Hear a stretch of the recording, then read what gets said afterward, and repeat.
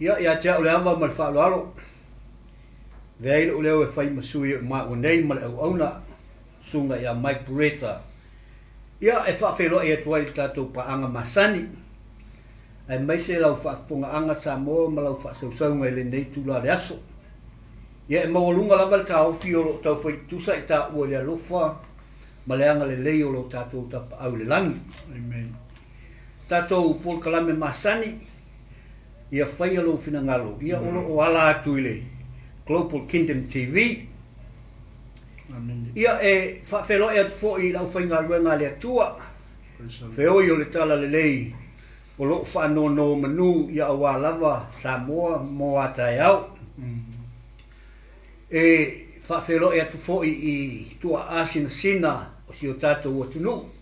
Se ua whamalo le whai o le whaiva i ati o tau. O lo tau i maota malawa e tāpua i pēa le whanau ia e mai se fo i le au whai ngā ruenga. Ia o aloa tu whaiva ngā ruenga ma tiu te whai o le aso. Ma lole on sa i ati o tau. E whawhelo i atu fo i le whanau a onga. Ma lo si to anga le a onga a. O wa o le nau nau ta inga lava o matua ia i ule leia o tau a onga. A waso o tau numanai. Ia e whapitoa fo i whawhelo e atu i siok ta maam siok tina whalenganga. I la ua o loo au auna nei ma ua i lalo le alofa tu noa lau sunga whaofu nga su. Ai mai se fo i whaltua i a tise nga su.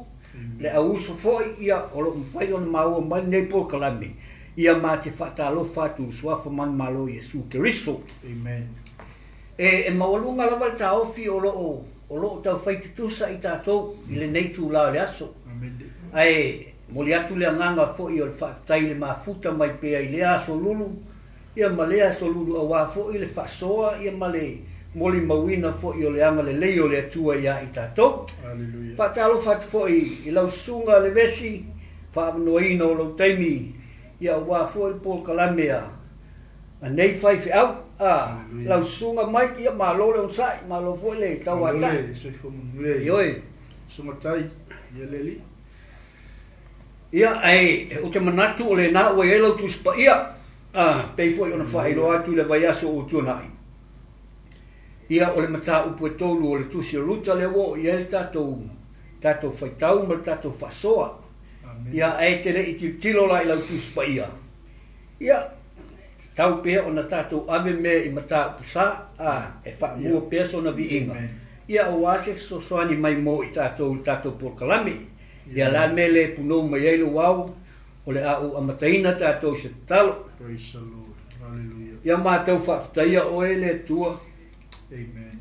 Whaftaita mā o e lava ia o le puluvanga o e mātou. Yesu Keriso. Hallelujah. Lea fo i ua maua le whenua inga lo nu.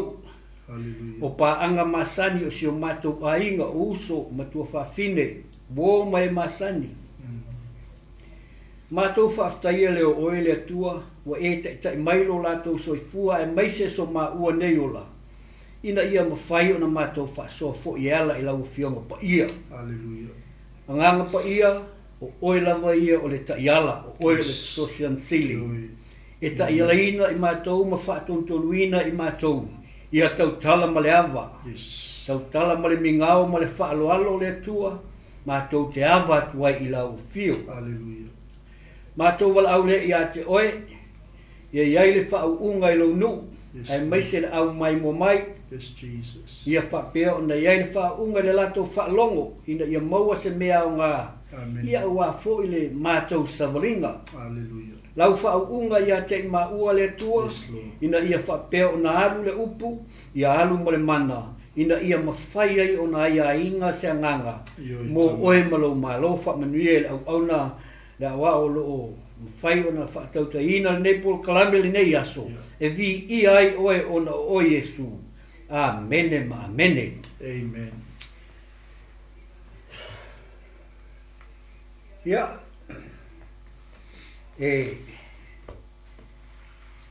Manatu o lo e fa tasi mai pea i le nei pol kalame e talu ona amata mai tatou mata upu ya ruta. Amen. Amen. Ai ole Wai nga leo ia i tatou pukalame o ta upu tonu. Amene. Hallelujah. O le tatou whaasoa la i le fiafi nei. E mawhai o na whapea. O le tuputupu po suinga i le olanga whaaleanganga o le tangata kerisiano. Hallelujah. Amen. O le tuputupu po suinga o le olanga whaaleanganga o le tangata kerisiano. Amen. Amene. Ia lea o tatou moli mawina le commitment o ruta. Hallelujah. Ai mai se fo ilonga lona nau ta inga po le determination. Yes. E muli ma auna i le atua o ai, le atua o Naomi. Praise the Lord. Amene. Amen. Le atua o Israel. Yeah. Amen. Amen. Yeah. O le atua o Abrahamo, le atua Isaako, le atua Jakopo, le atua Yuta, Faresa, Esaroma, Arama, Yeah. Aminatapu, o ai. O na sona o Salemonga, so oloa mo poasa le. Amen.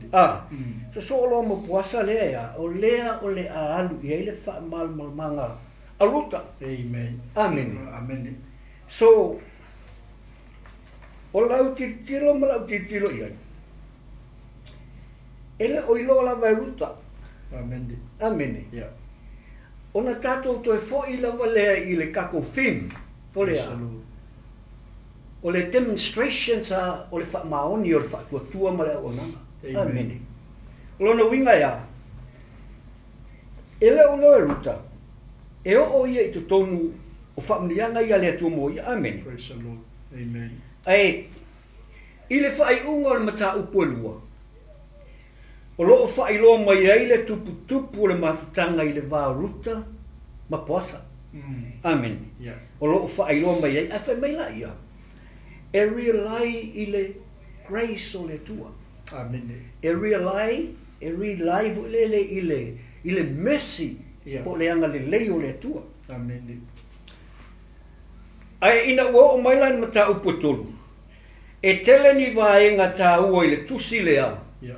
E whaamatala ina i le tātou savalinga whaaleanganga.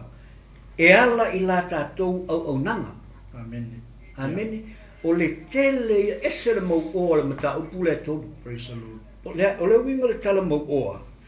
E ese le tele o ni vaenga e mawhai ai o na tātou whaasoa ai. Amen. E le mawhai o na tuputupeina tātou whaasoa tusi lea a pasta. Amen. E langai kele ma manaia i a mata upu ia o loo iai. Amen. I le mata upu lai tonu. Lea walata i le whai unga o le sele ngā karite. Ma le sele ngā saito. Ai, ua manatu fo i Naomi. Ua tatau o na iai se mapusanga mō ruta. Yeah. Mō sona manuia. Amen. Amene. Yeah. Mua. E lei mana o Naomi a vea ruta. Ua na o se tangata e ngā lue ai le whatoanga. Amen. Amen. Yeah. Me mua lava. E lei mana o Naomi. E a vea ruta ua na o se tangata e ngā lue tutonu se whatoanga lua. Amen. O le vision lawa ia ruta. O ia Naomi.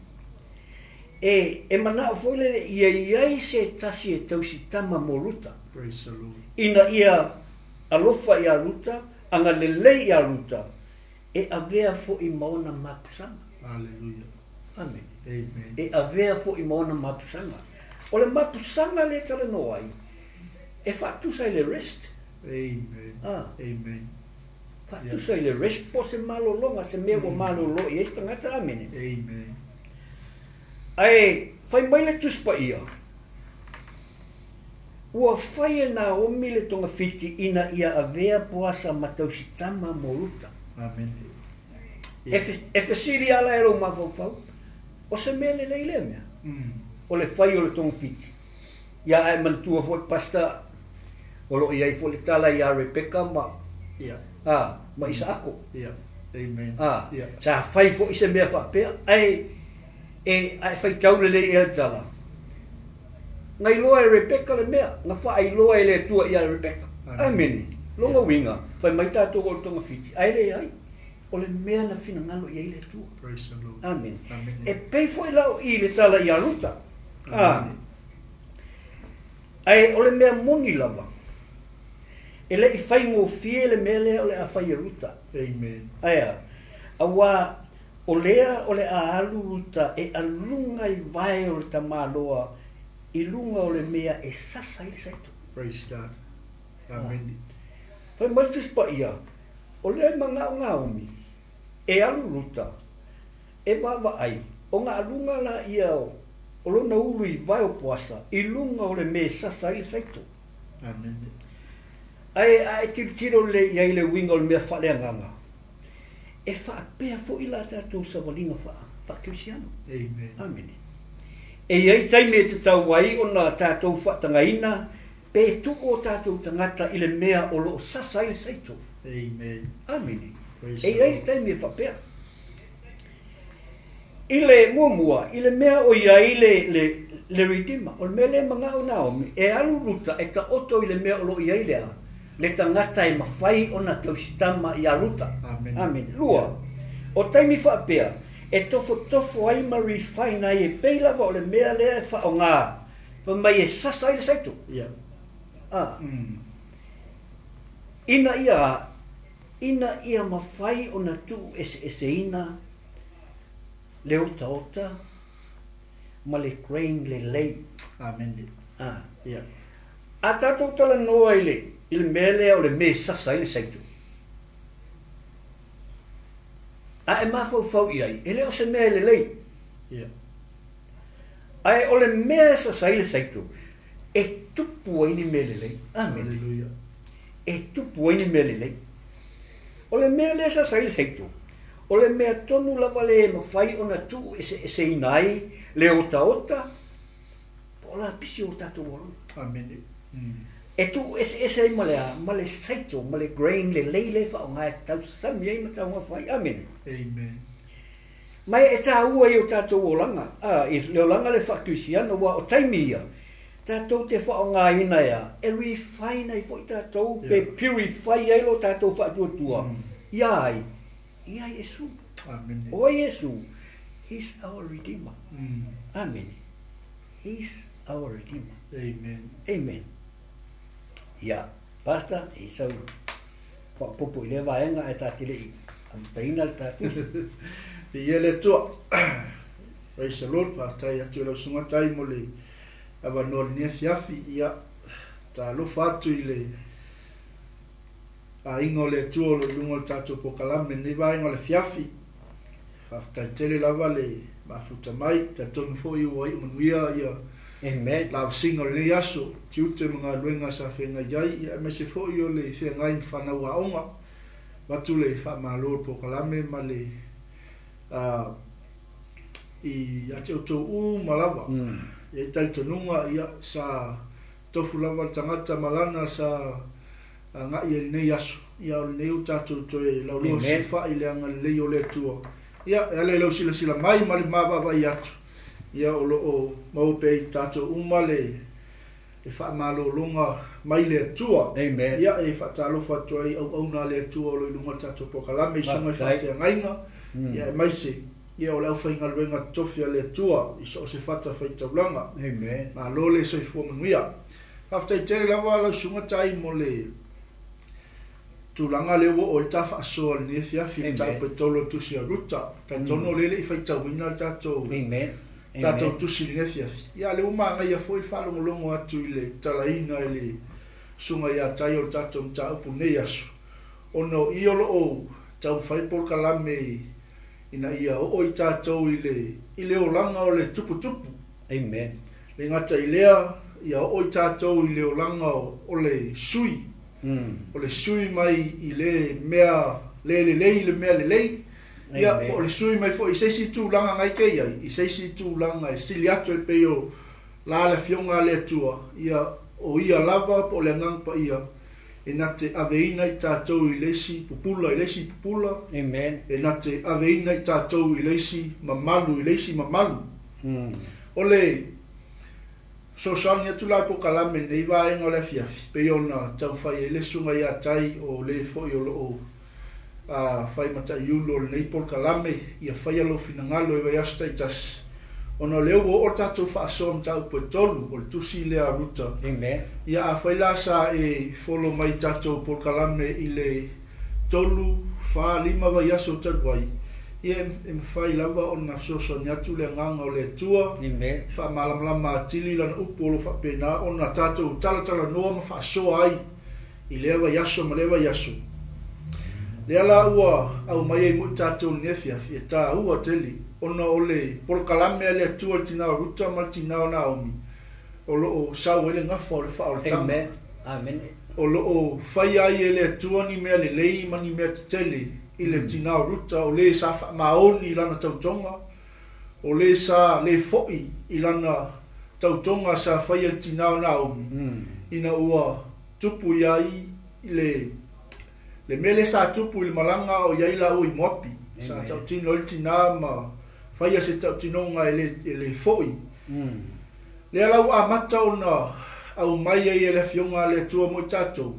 O lo crow pea ia ruta e ala i o le si meta ua le i pasta. O le usita ia e ruta instructions from Naomi. Amen. Le angol ta upu le tolo tusia ruta. It's all about refining.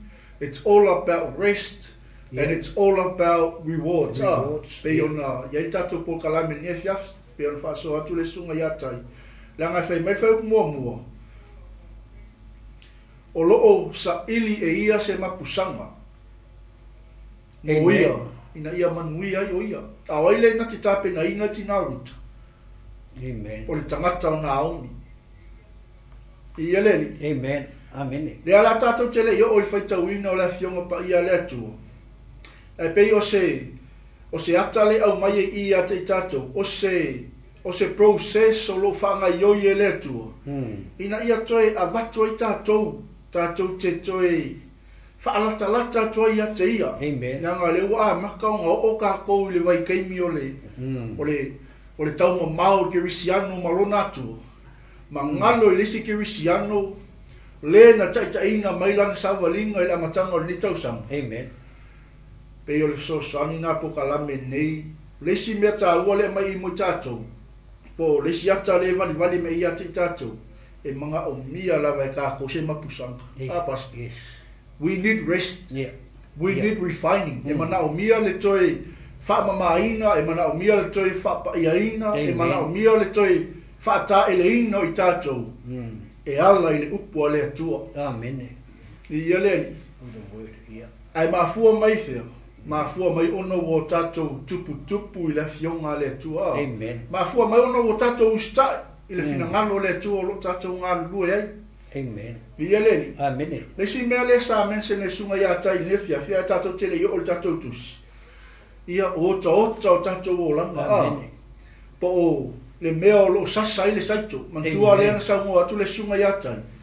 E le o se nofoanga le lei. Amen. Ai mawhai o na puna whanau ma i se mea le lei. Ai se a. Le anga o i le nga whamanuia i le tua tina ia ruta.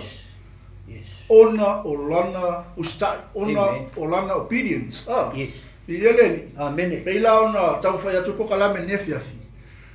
Whatever instructions was given to Ruth by Naomi, nga ona i ruta ia le whatonunga. Yes.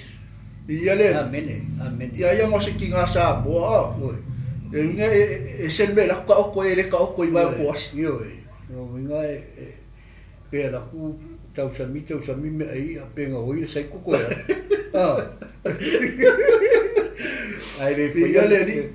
O lesi le me pito silion ta ua tatu savalinga ke misiano o le usta.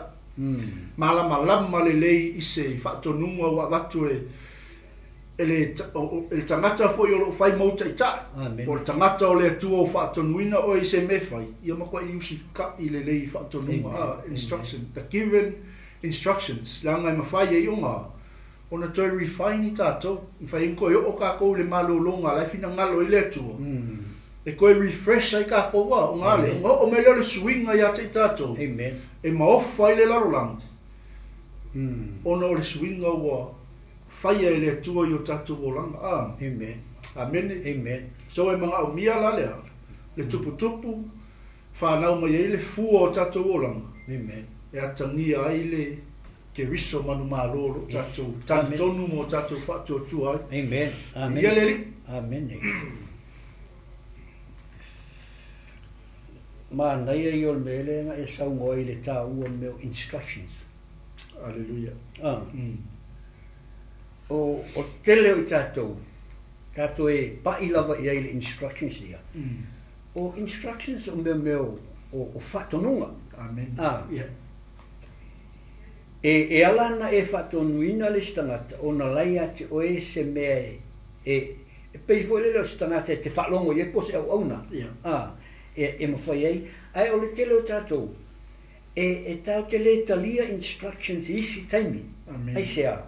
E le o maua i tātou le mele le loto ruta. Yeah. O le maua lalo. Yeah. Amen. Anga le maua lalo le loto ruta. Amen. E le taitai ona au ona ruta i le whamaoni i ana omi. Hallelujah. Amene. E le ese mea au ona i fua ai whai mai o le maua lalo.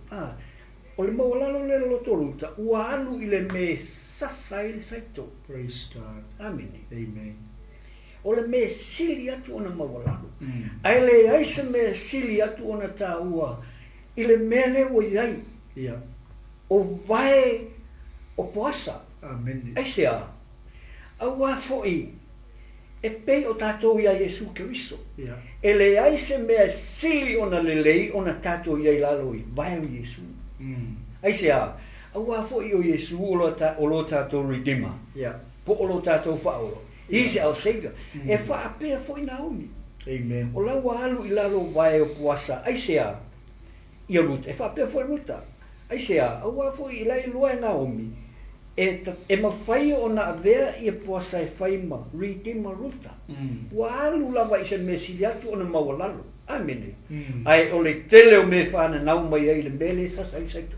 Amen. Amen. O le mele sasa i saito. E ka o le threshing floor. Praise God. Yeah. I le tuspa ia. Pa mai la ia. I le taimi o isala ilu. Whengai utu wai. Pa mai e whapea le tele o se mea. Yeah. O ngā wholaila ia i lunga o mua meo mea ia ngā au. Yeah. O na amaila ia o me fwelele sasai pe whaasama vali e lunga ni mo kettles, mo auctions, e soli. Ina ia mawhai o na pa u e sere whatu mai le poti. Yeah. Amen. Whamai umalon whai le melea. O le kelo ngā ruenga whai o le tāu o le nā le melea. Mele o le me sasai sei. Amen. Whamai o ngā tango leo tangata i mo le suo hui lini. E asu i lunga. O ngā saule le matangi le lele puti ma mea umaleo ngā. Ai pa u lava le saito i le mea e te tau una iai. Amen. Amen. Yeah. The real thing. Yeah. Amen. Mai e pa u le saito le mea tau una fuai. E saule matangi. Amen. Ave e se le puti ma o le tā ua la o le mele o le mea sasai saito. E i te ua whapea i tātou o se no fuanga i lele lei. Ai le winga nā lei on whai le mea lea. Yeah. Awa o lalo vai o Jesu e te mau ai. Amen. O lalo vai o Jesu e te mau ai le manuia. Amen. E le aise si mea o lalo i le whawhinga le nga au mai fo i le au ori e whai mai ua muli lua whawhine. Sa wal whawhinga kongi le ori i lano vai o Jesu. Praise God. There was no other better place to be under than the feet of Jesus. Amen. Ka mai o mai lau li tongi. Ai kongi lana vai o Jesu. Ai whapela lato. Eleanga. But it wasn't. O le me sili a kunga lele o lalo vai o Jesu. Amen. Amen. Amen. Whamela i Jesu. Io ngaka elesanga sala kongi le maa. Ai lei am sesi. I say, that's the best place to be in. O le lufuanga le ai sili atu o ngā le lei o ngā i lalo oa. O le tas, o sa tau. Sa tau o Jesu o ta fue. O ta fue o sa tau. Amene. Amene. Ia. Praise God. Ma ngai ai o mele na mai e whaiwhi au. Lea o toi avakuisinga wha malosi. E winga i le mele sa sai saito. E ia tia ulai. E ka ua ia. E sea, i tatou sa valinga le whakrisiano. Amen. O kai mi kongu a ia tau te iai lalo le mesa sai saito. O pen konua ngai tātou e refine ai tātou. Amen. Amen. Ele ngate le refine. Pe wha mamainga i kako. Amen. Ai purify ai tātou. Hallelujah. E purify ai lo tātou whatutua. Ia Yesu. Awa Yesu o kako ritima. Amene. Amen. O le tātou mta upura le tolu. Praise God. O le tātou mta upura le tolu. O le maangai i o le whai upu tolu. Amen. Praise the Lord. Maangai i o le whai upu tolu. Ia. Sei manu au so soni le ne fiafi. Ko fia pa ia le mele sa isa mo ai. Ile usita ia Ruth Chap fatonunga. E alu la lo vai pos. Ale sa isa mo e sel ka o ka ko ia la lo vai o Yesu. Yes.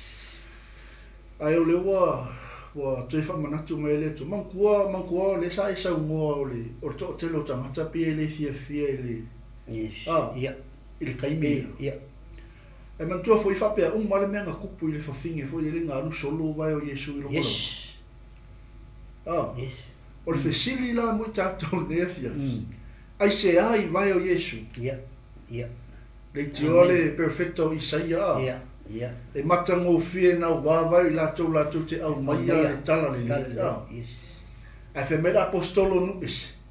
Ia fa se e vai no to vai sauning o le tala le. No mo bi. O le sila fesili le ufa ngau mai i le mele. O a mai o vai. O wika e ka tau ko silaki ka ko vai. Amen.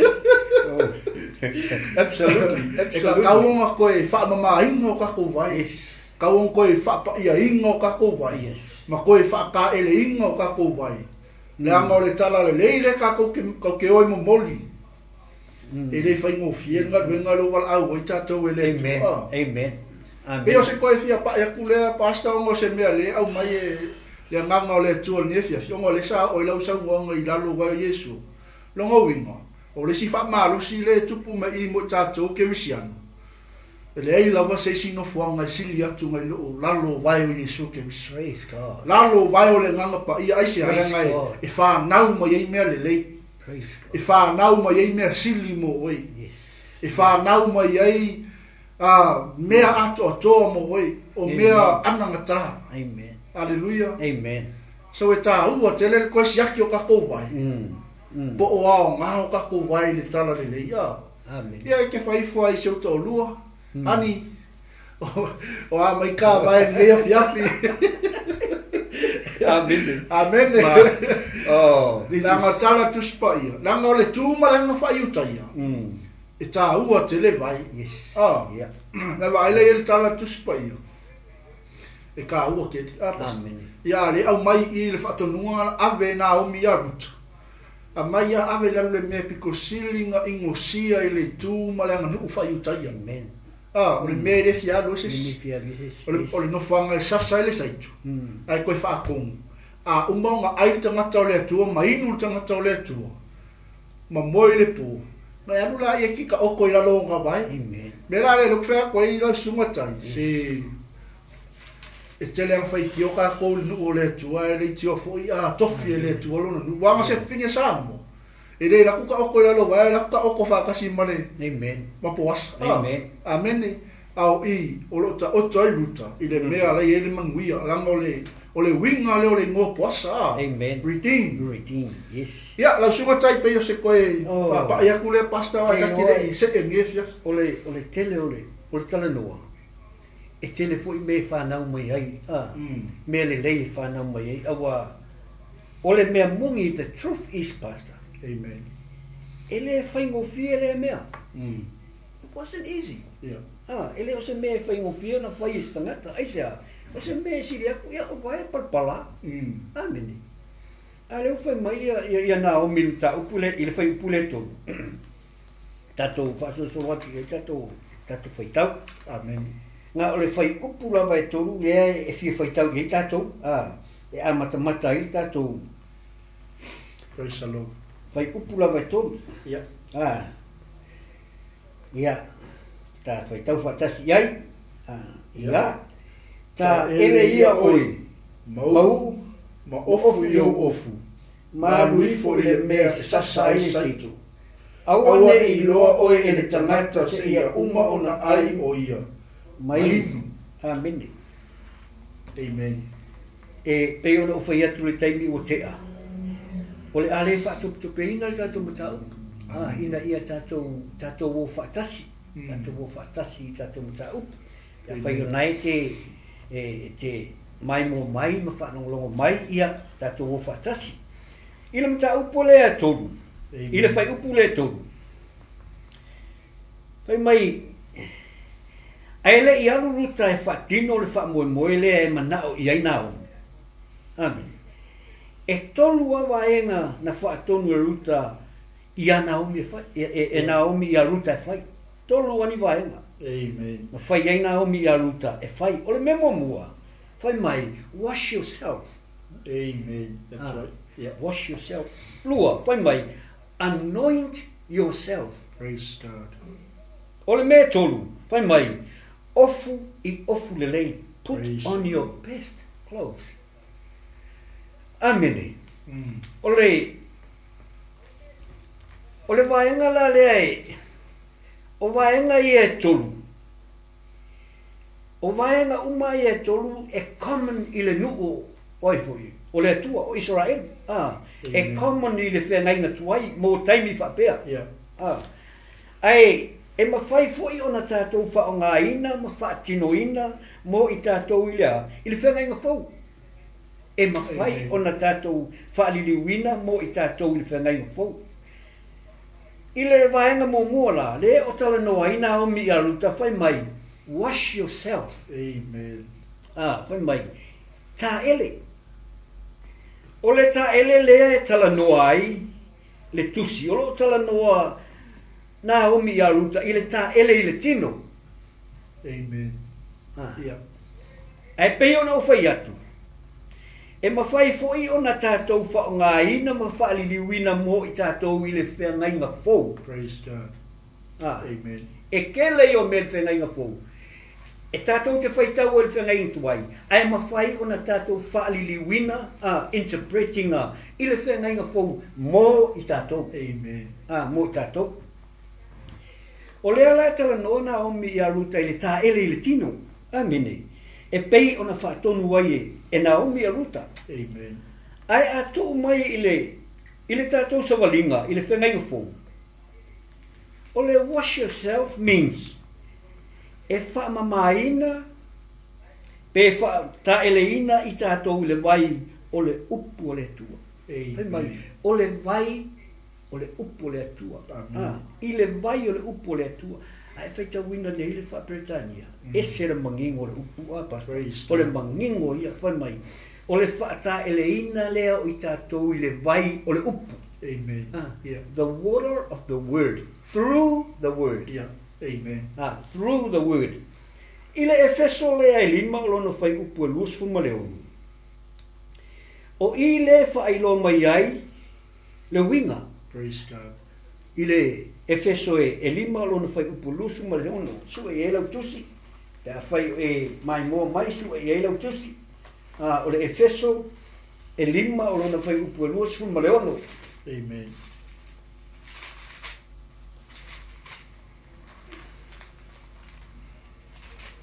Efeso e lima lona fai upu lusu ma le ono. Mau alau tusi, ia tātou whaitau whatasi iai. Ina ia whapaina ai, ina ua whamamaina I le whata eleina I le vai, a toa ma le upu. Whai mali tusi paia sa moa, a toa ma le upu. Ai whai mali tusi palan, whaitau tusi palan, wha Britania, through the word. Amen. O lo tala noa le upu, o lea le winga. O le upu lea e mawhai ai o na sua ina e oe I ate oe. Amen. O le upu le tala noa I. O le upu le mawhai ai o na e examine yourself. La le winga. Pa mai a Naomi a ruta. Wash yourself. Ai o le upu le tala noa I. E mawhai ai o na examine pe e te sua e lava oe I ate oe. Amene. O inga, e mawhai ei o nga e alawinga le upulea e atia e ai lo tangata. Amen. Amen. Mana tua o le upulea. O le kala ngua mai e le mea lea. Hallelujah. Whai mai o le upulea e wha mamai nai le tu wha lea nganga e wha ta ele i nai i tātou le vai. O le upulea o le water of the word of God. Amen. Ai o le upu foi lea. E mawhai ai o na e sue oe i ate oe. Hallelujah. Amen. Amen. O le mea ngai whai ei o ngā tia e o tātou tangata. Atu tupu mai la whita o le savolinga o le upulea ni whai ei o na tātou whapea. O le upulea, o le sulu i o tātou vai. Amen. Hallelujah. Yeah. Atu tupu mai ngei whaingatā i o tātou olanga. E mawhai o na tātou whaonga ina le upulea. E whaonga e whai masulu i o tātou vai. Ai, o le upu foi lea, e whai mamala malama i o tātou wala. Amen. Amen. Amen. O lea tātou le no le upu lea. Mai o i foi, e mau ai lo tātou wha moi moi. Amen. Praise God. Hallelujah. O le mea moni lama.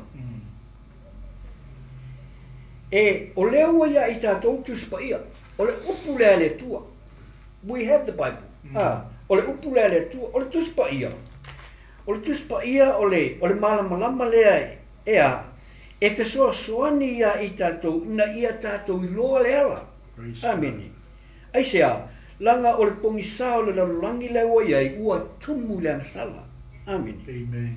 Ai whai mai le whata o toi ono whai upolusu matu. Awa o le polo inga, o le sulu lea. Amen. O le tala no le polo inga, o le upo le tua. Praise God. Amen. Whai mai la i o tuspa ia. Ma le upu ea o atu. O le malama lea, o inga foi ea o winai, o le ala lea o le ola.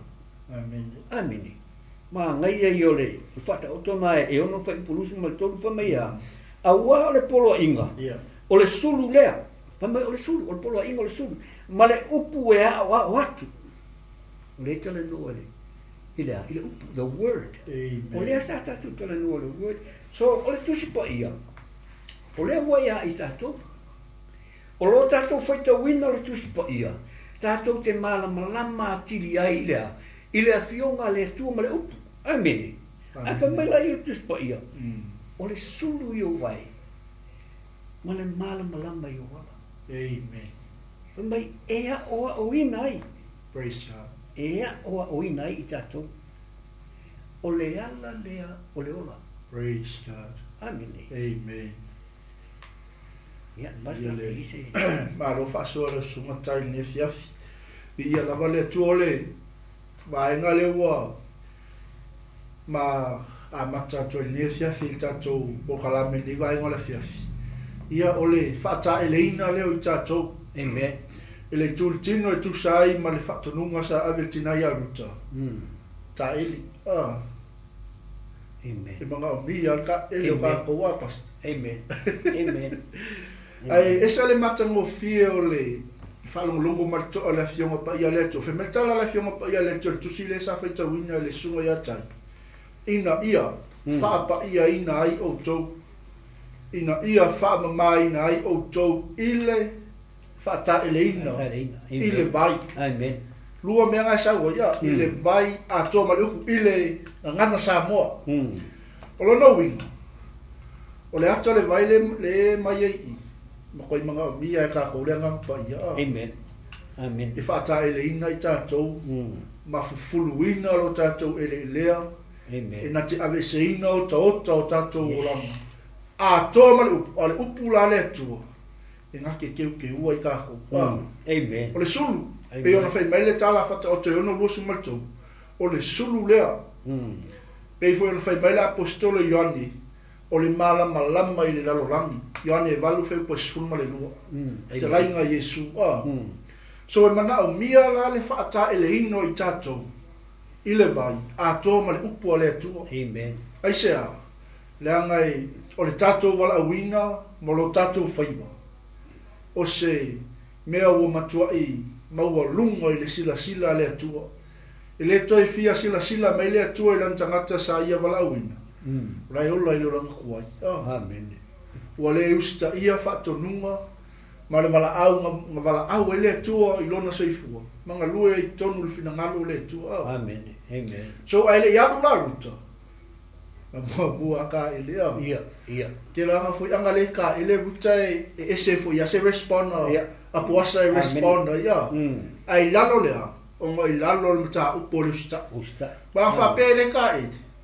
Ile tula tino le walanga le ma kele kwa le kufa le anga. Amen. Ai ka ko wole tul tino. Ia ese foi ya le. Amen. Amen. E lope ese le responda poasa. Ia mali ia langa le finangalo le tua. Yes. E te tauona. Fa pa ia ina I tātou. Fa maina. Fa taileina I le vai. A toa mali upu. Ina ia o tātou wo I le mamalo le tua. Langa le kaku ke le o kuisi vaenga le uma whaasoa to le sunga iatai. Amen. A le kaku ke ia ilea. Ile fa taileina I tātou peonga ia I tātou whaiupo e tonu. Amen. Amen. Ia le li. Ole ile mata upu leo le whaata ele. A tātou tala no ia ile upu leo le ta ele. Se tu lo lava lau whafunga anga Samoa o wash yourself. Po ile le e iaise mea po ile le alu iau tangata. Amen. A tātou tala no ile ta ele. O le tau te tala no ile tino. Praise God. E tau te tala no ile tino. Onga. E pe onga sa ngoa le whaifi au nei. A e alu se wha moe wha pēr.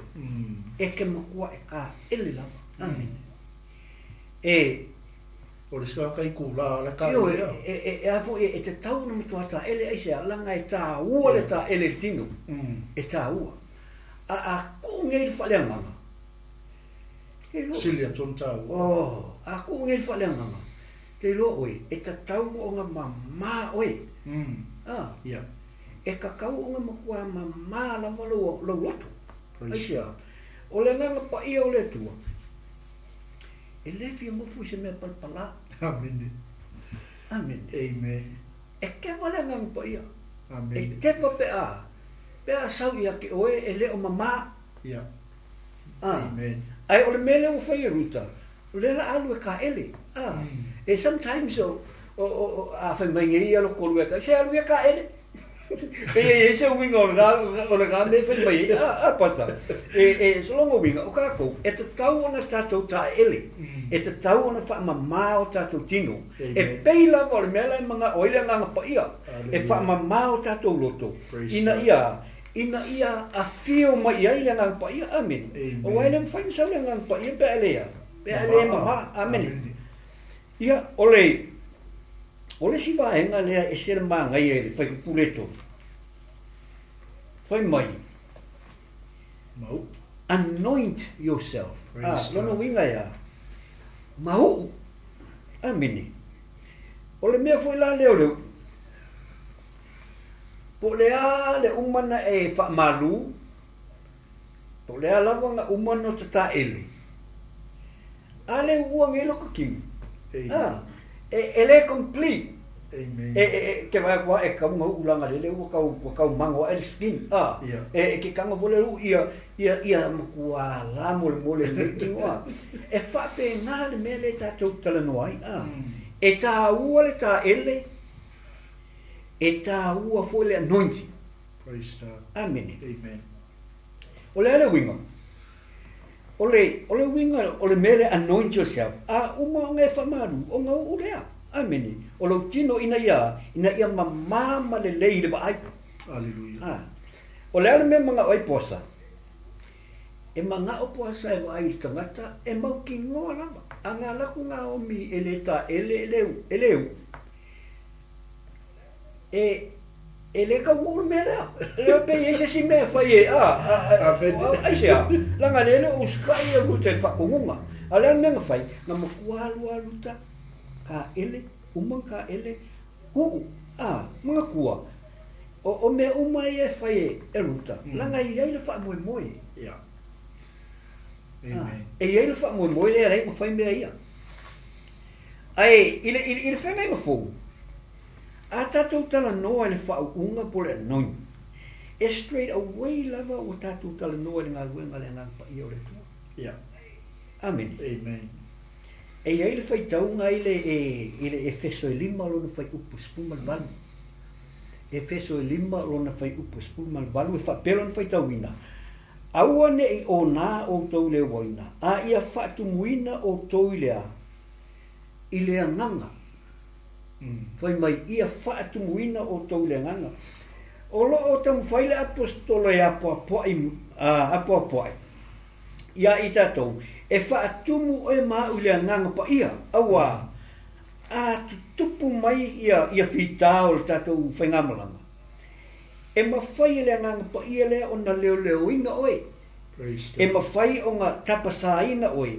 E mawhai foi o na whaatonu oe i lau whaingamalanga. Amen. Amen. Whai mai nā omi ia ruta. Ta ele. Praise God. Aisea. Ina ia le lei oe i le vaai a lau redema. Ina ia le lei ruta i le vaai a posa. Whai mai ngā omi ruta. Ta ele. A umanga e ka ele. Hu le oe. Amene. Ele i o le me mulmuli. Aisea mea le i o na manao na omi whai mea ia ruta. Aisea. Awa fo ia manao ia Naomi. Ina ia le lei ruta i le vaai a posa. Amene. E whaapea fo i tātou i le tū whale ananga. E manao le nganga pa ia. E manao le tu e mamā tātou. Ina ia le lei le vaai a le nganga pa ia. Langa e o kākou le wa ngufu ai le nganga pa ia.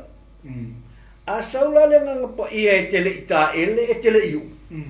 Longo winga, o ngai o ko ka. Ele fia saula le nganga pa ia ia. Ele ai ma se sengol beleng fa i Naomi a ruta. E tā ele mo. Amene. Basta. Amen. Ia le tō nefiaf. Ole, me tā ua le tau mai tau atu le whasoa le sunga ia tai nefiaf. Pe o le vaenga lona lua le oi e tātou whasoa. E mana o mia lava lea. Le whawina i tātou. Amen. Le sa tā ua le sunga ia tai. O le uu le tala noi la fionga le tu. O le tala noi ngā luenga le ngampa ia. Ai sea. Nanga mana o mia le whaatumuina i tātou. E whapea le ata o Yesu malana whale tua. E le fia sau Yesu e waku se whale kua le kai. Amen. E le fia sau. E le fia sau Yesu e sila i se whale tua le mama. Amen. Amen. O le whale tua, le tala noi a te tātou.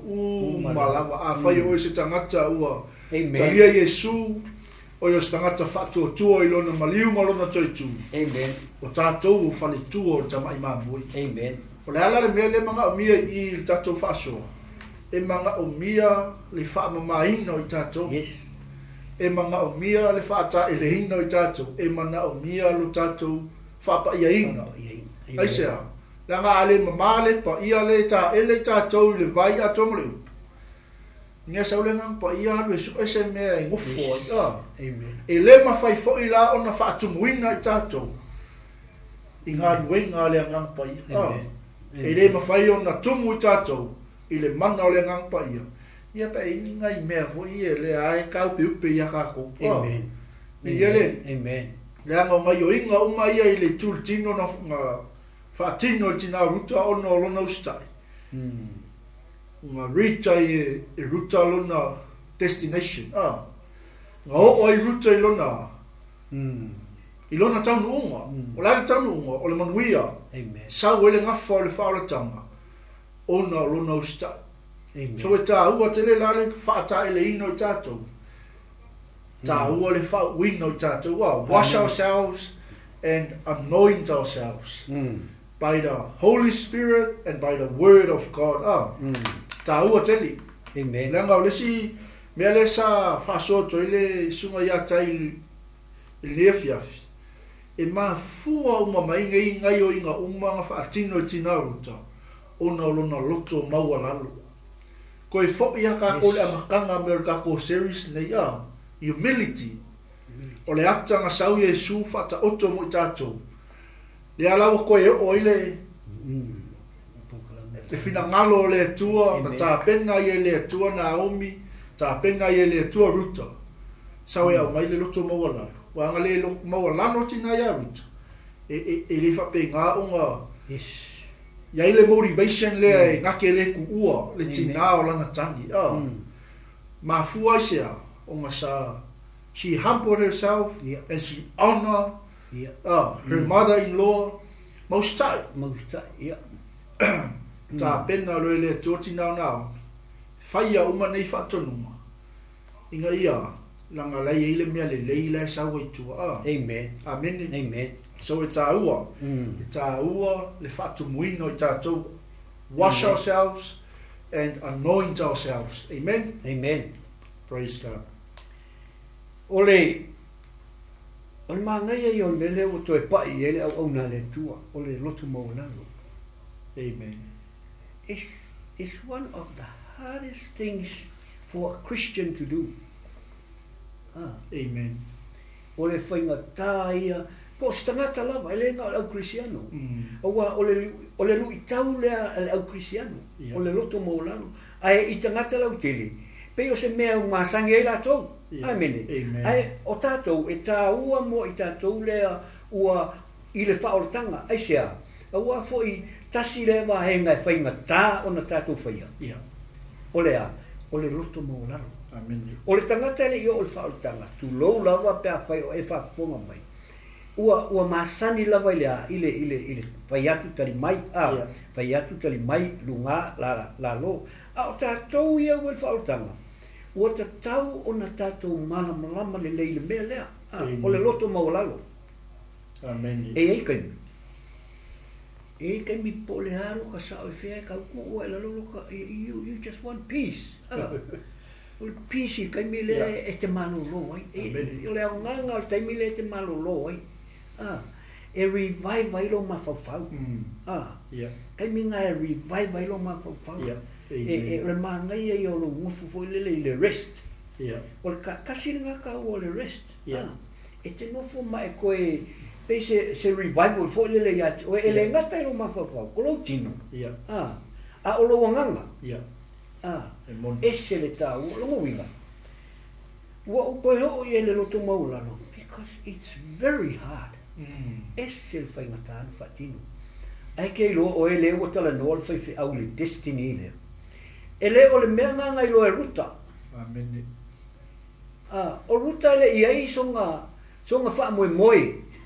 In other words, ai sa yanga homi. A o ruta. Paula wale mea le whai a ruta. O le demonstrating o le a. O le wha maoni. Ele I ai sanga kou. Ngā le paula wale mea le o mana o e ruta. O ngā uwhai inga omi. E ta tau o na iei sana tausitama. Praise God. Amen. She went in for that. Ai ngālu kukongwele I loa, she will be the mother le tina o peta. Amen. Amen. So, lewa iei, mai angale humility, angale hampo ia ruta. Ele anga le iei tangata. Amen. Langa whai mai o kangaka o mai e petele e mole nu o toia ina. Whai mai ua lato I loa uma ia le lei ruta. Amen. Mai ua lato I loa le lei o le o nanga ruta ia na omi. So, e kupua e le mea le anga kupua e o le asu e se tausitama. Ua malama uma toia ina le nuu I le au nanga ruta. O le mea fo inga ele I whainga tā I le su e ngal tausitama. Amen. Mai le wha maungi e poasa. Anga wha pēr fo ele o poasa ele o stangata e ami o tonu I le atua. Ele mitau le atua. Wha mua e whai a kua iai whai lo le mea kai milea. Whai lo o ia tausitama. E wha mai poasa. E iai se tasi. Amen. Wai kanaka e se le ami o tonu e se le wha maungi. E mai ai e iai se tasi. Amen. A whai ele mana o e tausitama mo oe. Fo me poasa I muka upulia. O te tausitama mo oe. Amen. How powerful is that? Aisa. O le ami o tonu. ole me kongu le foi e ruta. Ole au nanga. All this happened me mai e tupu. Onga ole fa maoni ole au nanga ai. A ruta. Ole ale si me kupu mai wanga le lei mai ele ngo. Ole ale si me kupu mai lea ua a makanga i ai le favor. Le ua a mata ona va ai i a ruta i le favor. Favor mai ai. Mai a puasa. Ole mea lea ua ka ue puasa o langa redeemer. Amen. E fa pe ngā fo i tātou. E fa pe ngā fo i tātou. Me lea tātou te iai. E ta tau ona tātou fa mamaina i tātou. Ina ia mawhai o ngā iai lea ngā pa ia ia i tātou. E fa amalosi au ia i tātou. O taimi o whita ma taimi o whainta. E mawhai ona. O ngā mawhisosangi ia i tātou ti ngā whainta. Amen. Amen. Praise the Lord. So, ole tau, ole mele u tātou o iai. Ole u tātou o ile vaenga lun tolu. Ole sili, mole pasta. E au ngā fo sili e atupu manatu mole tātou. Au whaafonga fo lia fiafi. Pe se si whamatala ina o le upule o tausitama. La sunga le si au tai. Ole tausitama. Ile si fo itala bau o whalongo le fia. Ole whenenga tuai. E ele tu la fono Israelu. Ile whenenga tuai. Amen. A whai a euti se tane. O se to'olu o se whawhini. A ele iai se la whanga. E mawhai o na nofo le uso o le tane le o maliu. E mawhai o na nofo i le to'olua o le fingelea. Ina ia mawai sana whanau. Ina ia iai pea le ingoa o le tamalo le o maliu i le nuku o Israel.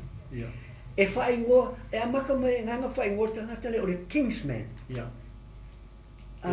O le Kingsman, o ia o se kangaka e koe e kua vai ai ale uso. O taiming nei, e se le manga i o ngā mea. O le fisilinga, o inga amaka mai mea ngā o le tula fono Israel.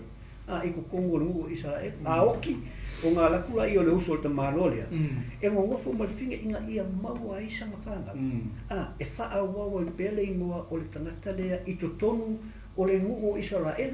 E wha ingola o le Kingsman. E le wha ingoa tātou o le tausi. Tama. E mai se hafa whinga ia ua. O maliliu o lato taitolua. O le tausi tama. Pe ala lenga ngaka ko vai kaimia. Sam fai ai ko vai kaimia. Le wa sa mo ngai wale ma ai ngai vai kaimia.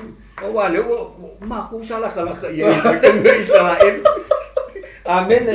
Alo sa mo ia ole tausi so ku nga ka vai lai ku nga. Amen. Basta. Vi are in this ja. Ja. Ieleli. Ua pona o le tātou taimi sa moa. Alleluia. Ia. Ua tele lava fia whasoa ai ona olo i fo inisi olo sauni mai. Ia, totongia fo ile au whainga luenga. Ia ai ona o uti o tātou taimi. O te iloa o le a whaangata i il tātou po kalame. Ia, awa fo i le vai asu fo pe a tātou ia le ona malmanosi. Ai, o le whaftaile nei e fiafi, a kako mai o le vai aso lea, a mata lo le lontonu lea, o le ale lontonu, put on your best clothes, o lono winga, whailo ofu kaumaka, whamukua whailo ofu tangata, au ke ofu le lei, a mai alu e ta oto iunga o le mesa sa ili seitu. That's how powerful o le mele a ngai el tala. Amen. Ile tu whaaleanganga ai Samoa, ia whaftaile mafuta mai, whaftai fo ile whaftasi mai le pokalame nei aso. E la ngona lava le fia awa o le mai tau atu lava, o e mafuta mai lava i lunga o le tatou pokalame i se malosi mai, ia ma se whaelo mai lo suafa, ia mai maue pe ana pe mwhai o na tatou whiloa, ai lea whaina lea, ai o le mātou talo ma ua male au ome nei.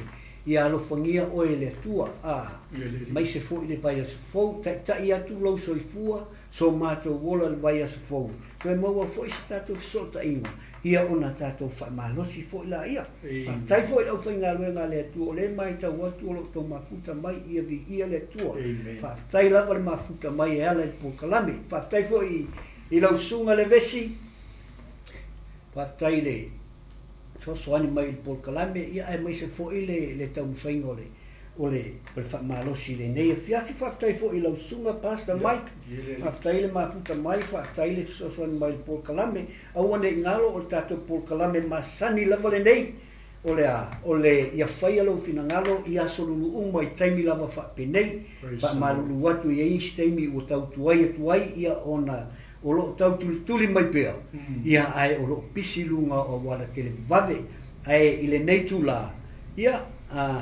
e tifia ia o le a fa'auma atu i tatou i se tatalo puno mai lou ao ia faafetai tamā i lenei aso Aleluia. ua i'u la matou fa'asoa tamā faafetai oe faafetai iā te oe agaga pa'ia i lou mafuta mai te soasoani ia i matou soasoani fo'i i le ava ma le fa'aloalo e tautala i luga o le polokalame faafetai i lau ta'ita'iga agaga pa'ia ae maise lava lou nu'u e o lo'o mafuta mai e o uoma e masani o pa'aga masani o ʻaufaigaluega totofi e le atua ae maise fo'i o matou tamā ma tinā matutua faafetai le tupulaga o lo'o mafai ona fa'aogāina lenei polokalame ia ave lea ma se ta'iala mo i latou aua fo'i lo latou taumafai i le ola fa'aleagaga tamā valaau i lau fio fa'amanuia le auauna ia le vesi ua mafai ona tapenaina ae maise lona taimi fa'aalu i le polokalame lenei fa'amanuia le atua i le auauna nei le susuga ia Mike Bureta ia alofagia taʻitaʻi matou i o matou aiga i lenei afiafi sausauina a matou ta'avale i le mana o lou totou ona matou toe mafuta fo'i lea i le vai asofou vi'ia le atua fa'amanuia e faigā malōloga a lou nu'u i lenei afiafi ia whapea ona iai le mana o oe anga ia si umia i latou i whainga malologa o le pō ina ia vi ia i oe anga ia whaftai Yesu whaftai tamā whaftai anga pa ia vi ia oe ona o oe Yesu o ala tuai le tatalo amene ma amene Amen. whaftai Samoa Saifua ma Emanuia Amen.